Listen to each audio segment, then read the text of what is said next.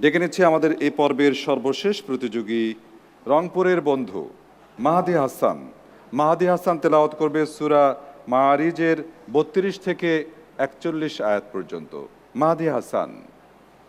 আল্লাহু আল্লাহু আল্লাহু আল্লাহ। আসসালামু আলাইকুম ওয়া রাহমাতুল্লাহ।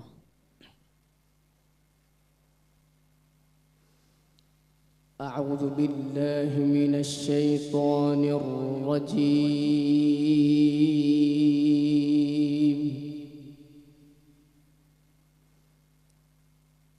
بسم الله الرحمن الرحيم.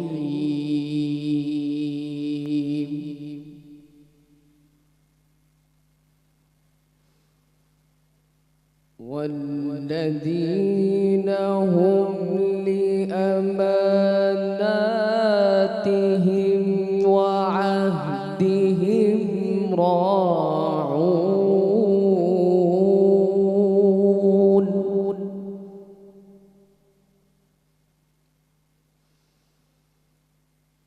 والذين هم بشهاداتهم قائمون.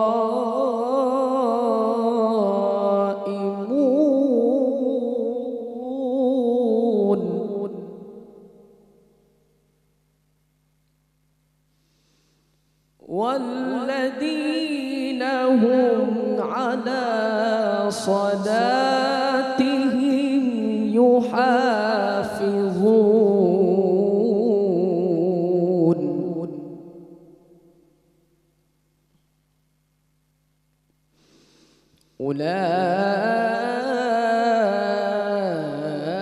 أولئك في جنات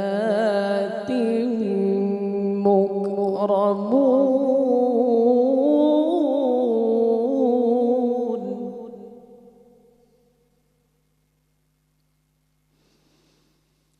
فما للذين كفروا قبلك مهطعين عن اليمين وعن الشمال عزين.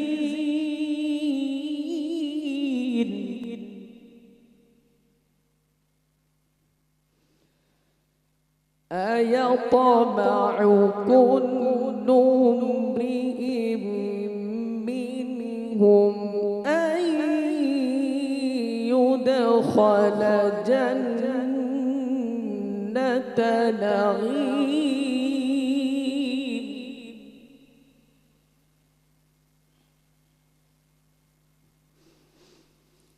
كلا إنا خلقناهم مما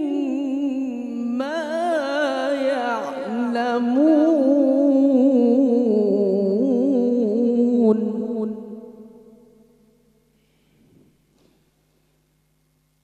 كلا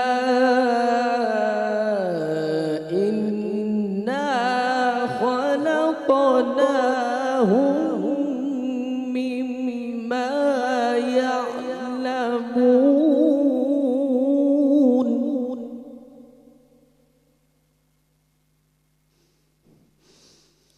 فلا أقسم برب المشارق والمغارب إنا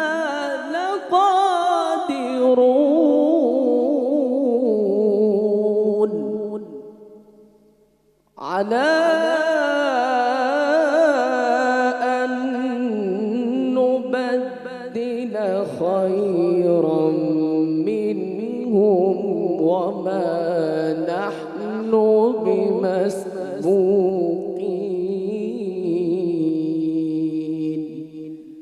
صدق الله العظيم.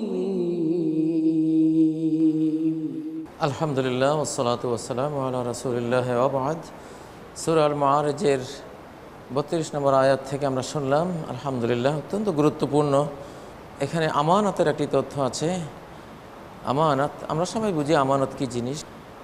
কারো কাছে কিছু গচ্ছিত রাখলে কোনো সাক্ষী নেই, কোনো প্রেশার নেই, শুধু তার ঈমান, তার আল্লাহ ভীতির উপরে এই জিনিসটার রক্ষণাবেক্ষণ নির্ভর করছে। যেমন একজন ইমাম সাহেব সালাতে দাঁড়ালেন, তার ওযু চলে গেল, কেউ দেখলো না, জানলো না, শুধু আল্লাহ জানে আর সে জানে। ইমাম সাহেব যদি বাকি রাকাতগুলো লজ্জার কারণে উনি চালিয়ে গেলেন, ওযু করতে গেলেন না, আমানতের খেয়ানত করলেন। একজন হাফেজ সাহেব গ্রামের কোনো মসজিদে সালাত পড়াচ্ছে, একা হাফেজ, তার কোনো শ্রোতাও নেই, হাফেজ শ্রোতাও নেই, সে যা ইচ্ছা 1 পারা থেকে 10 পারা, 10 পারা থেকে 20 পারায় সারা কোরআন ঘুরে ফিরে গোজামিল দিয়ে পড়ছে, আমানতের খেয়ানত করছে। আল্লাহর ভয় যদি থাকে তাহলে সে অবশ্যই সঠিকভাবে সেটা তেলাওয়াত করবে, মুসল্লিরা বুঝুক আর নাই বা বুঝুক।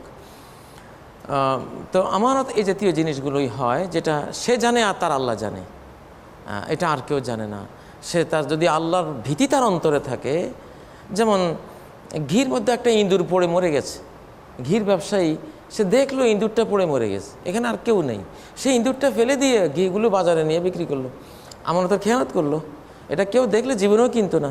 তার উচিত ছিল এটাকে সেভাবে ফেলে দিয়ে, যদি বিক্রি করার মতো থাকতো করতো, না হলে ফেলে দিত সবটাই, বা মশালা যেটা বলে করতো, কিন্তু সে কিছুই করলো না। এগুলি হলো আমানা।